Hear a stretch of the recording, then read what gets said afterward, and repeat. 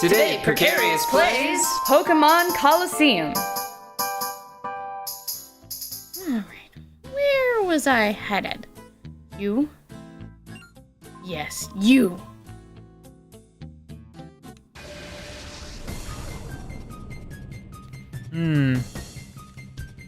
I was talking about Spelljammer materials in D&D.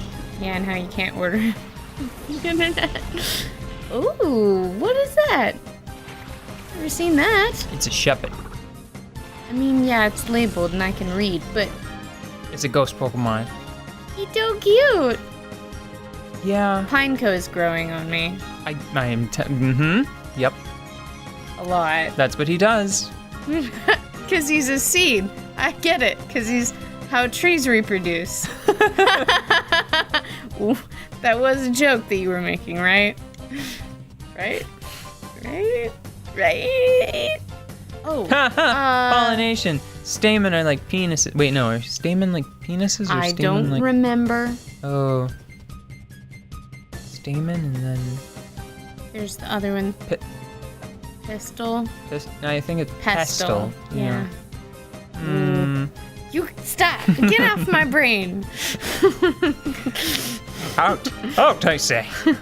Cast you out of this place.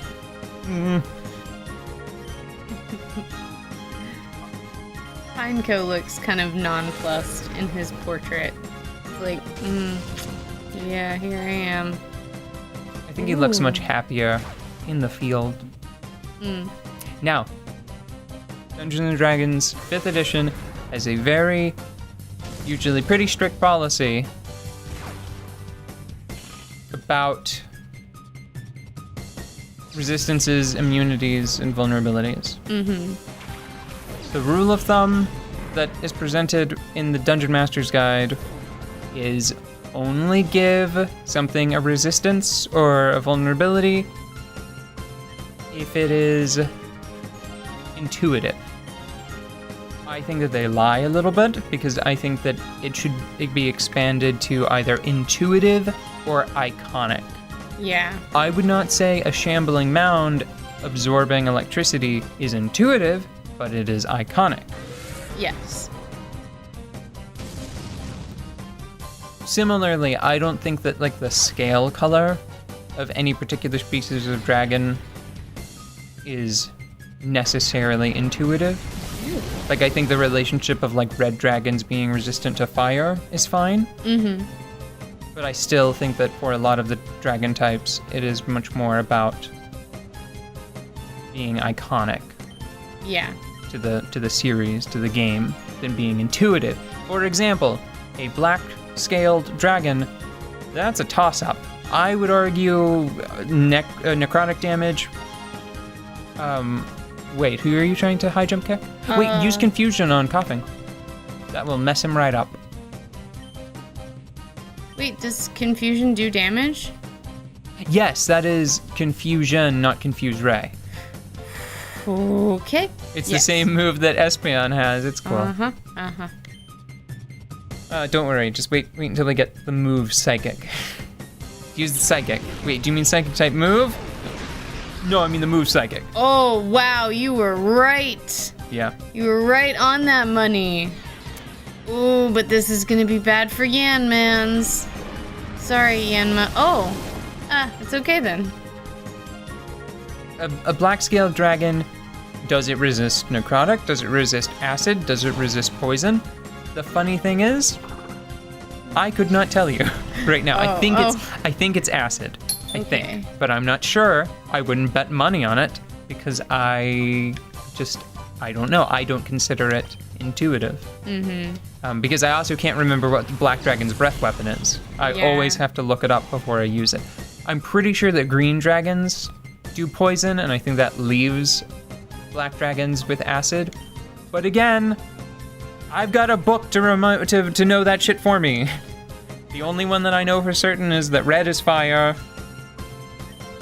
Couldn't even tell you. I'm pretty sure that silver dragons have cold. Yeah.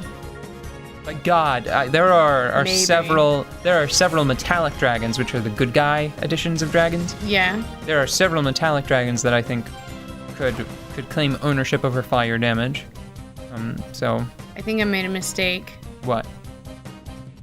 Okay, no, it wasn't a mistake. Yanma is a bug flying, and we have a poison Pokemon, and bugs are not resistant to poison. They're weak to poison, right? No, they are not weak to poison. They are normally affected. Yanma will be normally affected by poison attacks. Really? Yes. Oh, that doesn't make any sense. Why? That's not intuitive. Bugs, you use poison to kill bugs. God, you know what? That's what happens. You know what? I was like, what is it? What the fuck is she talking about?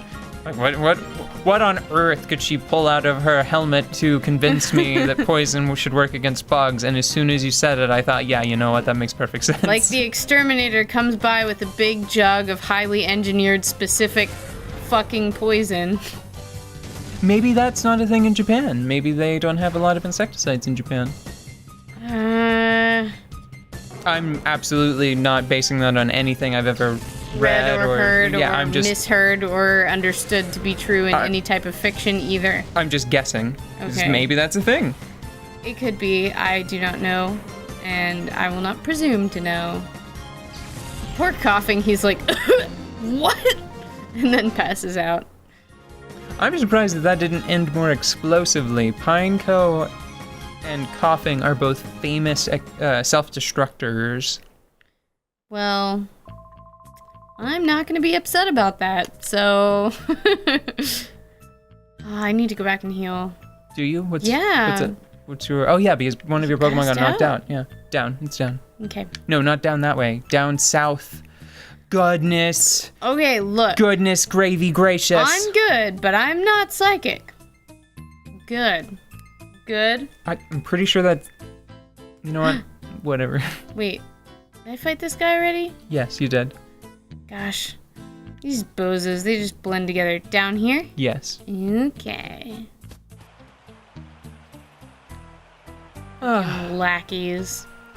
So, I have gone through and I've used that chart in the Spelljammer manual as a basis to start trying to recreate those very granular saving throw number values as just vulnerabilities, resistances, and immunities for a similar list of materials. And it's hard.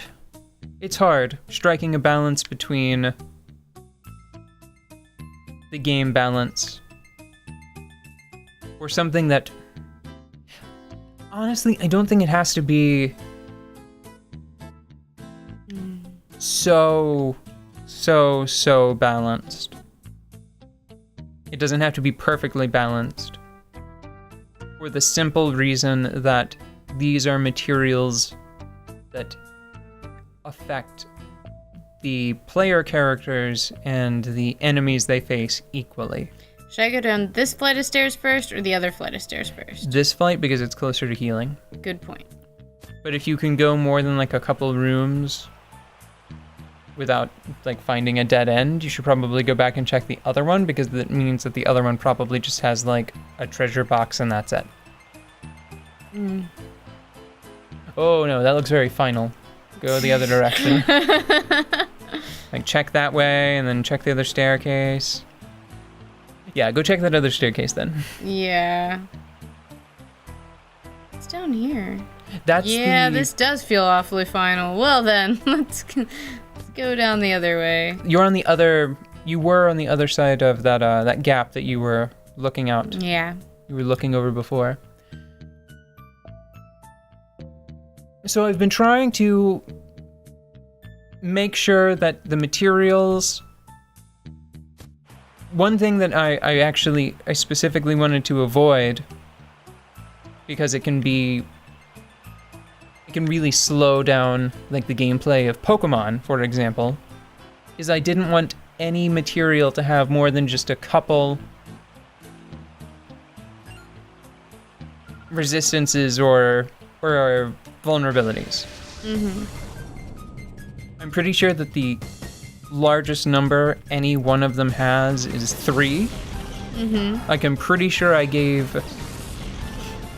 I'm pretty sure I gave Crystal as a material, like vulnerability to thunder and force. Mm-hmm. But it resists radiant damage. What is a high jump kick? A fighting type move that has a chance. The user will hurt themselves if they miss. But it's not any. I don't think it's any worse than Shadow Rush. Okay, I'm gonna try it out. Yeah. Don't be deterred if he misses because, you know, Pokemon. You think this person's gonna be Zigzagoon lady? I can't imagine that they pulled that stunt more than once in a dungeon. Oh, well, time to find out. Oh, poor guy. He got to do a dance before he passed out. Now, I may not know as many... Wow, she really is sort of Zigzagoon lady. Yeah. Lanoon is the evolution of Zigzagoon. Yeah, but it's not the same. It's not as blatant.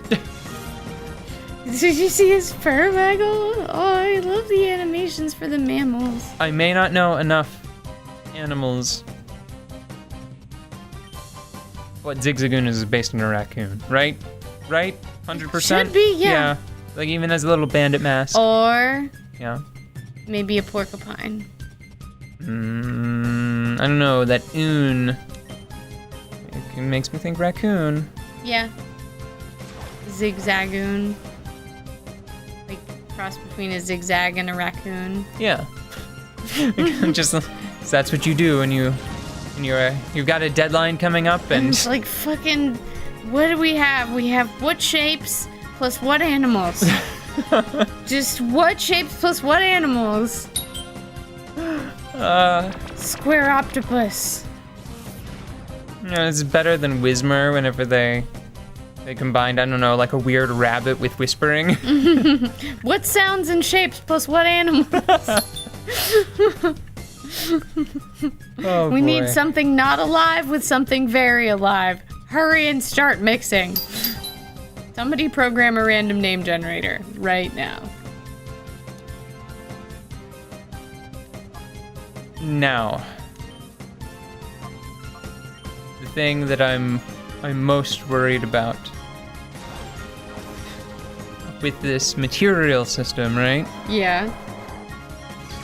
Every ship has a very reasonable default arrangement straight out of the damn book, right? Mm-hmm. I'm not trying to like make a new game. I'm not trying to just... You're just trying to update it to your satisfaction to where it's usable and playable with 5e characters. Yes, I'm trying to make sure that it conforms to the most basic tenets of 5e. Like, it has to fit in with bounded accuracy. Yeah. I got rid of hull points and updated them to be HP, and just... It's all... This whole thing is based on the entry for siege weapons in the DMG for 5e. That's what all of the ship-to-ship weapons are based on. Like, that's where the conversion started. Mm-hmm. All of the ships are based on... Wow. Oh, boxes. All of the ships are based on one fucking boat. Yeah. There is a groundling ship. It's a ship that was made by people that they don't venture to space. You know? Mm-hmm. Yeah. So it's just like a boat. It's just there as a point of comparison in the 2E manual. Mm-hmm. I'm sorry, I should say Advanced D&D, because again, that might just actually be my shorthand for it. So it's in the Spelljammer manual. There is a shoot, is it the galleon or is it the Great Galley? I think it's the galley. So you have a galley in Spelljammers, and then you have a galley in the 5e manual. And oh my god, I was so happy when a lot of the numbers matched up.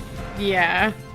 So, like the price matched up, I think, after converting the THACO armor class system from Advanced Dungeons & Dragons roughly to 5th edition. The armor classes matched up. They were close enough, right? Mm-hmm. So really what I have is I have this whole system that has grown out of one boat. Yeah. Because what I did is I took the material and I decided what the materials did based on how that entry for the galley represented that material.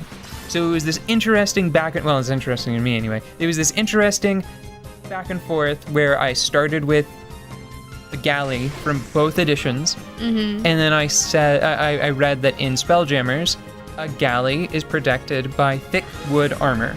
I updated the term thick wood to timber to make it easier to distinguish it at a glance from like thin boards, which are just called board now. Yeah. So you have timber from there, and then I saw that in the 5th E manual, thick wood, or the galley had a damage threshold of 20. So that is where the assignment for 20 damage threshold comes from in the chart that I made. And then I just based everything else off of that.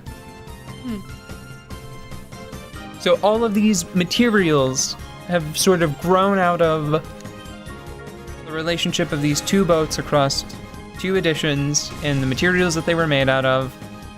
And it's been a lot of fun. I think been extrapolating to like the fullest extent that you could possibly do it. And then making stuff up along the way to fill in certain gaps. One thing that bothered me is I really like the look of the Spelljammer ships. And I wanted to be able to keep like these long flowing like winglets, right? Yeah. But I didn't want to only have like one viable option as a player, right? I would be bored if I looked at a list and the only material that made sense to use as the material for that part of the ship was like cloth. Yeah, I mean, yeah. So I borrowed, because there's a magic edition of every material in D&D somewhere in its history. Yeah.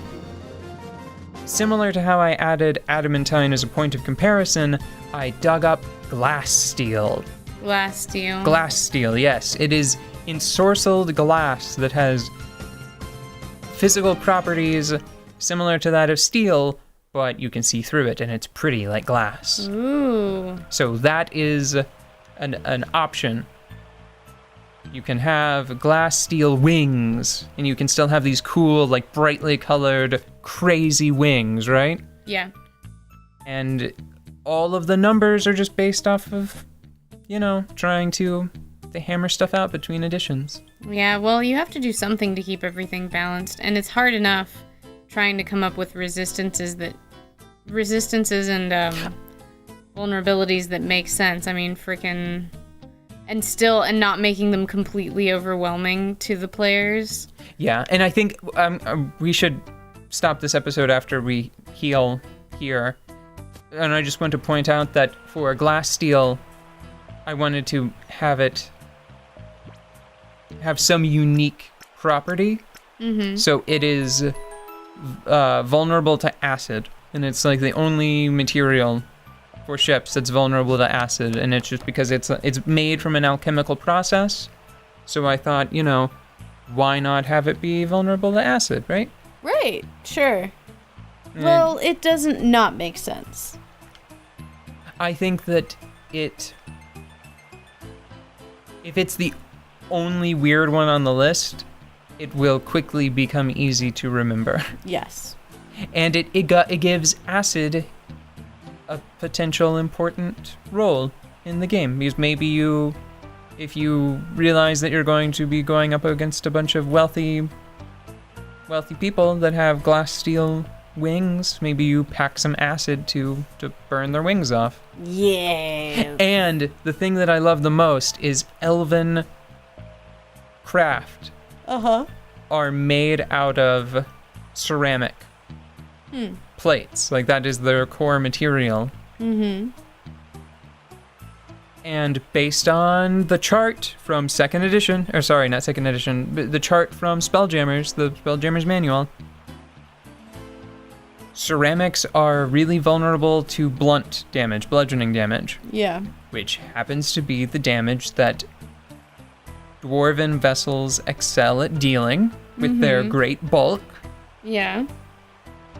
And it happens to be the damage that determines, or the damage type that is used whenever you're calculating collisions. Yay! So there's this great mental image of like this dwarven citadel, which is an asteroid that they've made a base on, and they carve out into the interior of their asteroid and fill it with additional propulsion mechanisms. And then they're fighting a space battle with this elven armada, and the elves have a really huge ship called an armada. Yeah. And then they have the smallest ship in the game called a flitter, and it's basically like an exosuit. It's just big enough for one person. Yeah. So you just have this armada that just spews out like 100 tiny little fighters. They go swarm around this dwarven citadel, and then they keep getting crashed into. Drives over it like whoa. And they just explode fantastically because they're weak to impact damage, and that just happened. It just was born of the mechanics. Yes, it's so pretty when it works.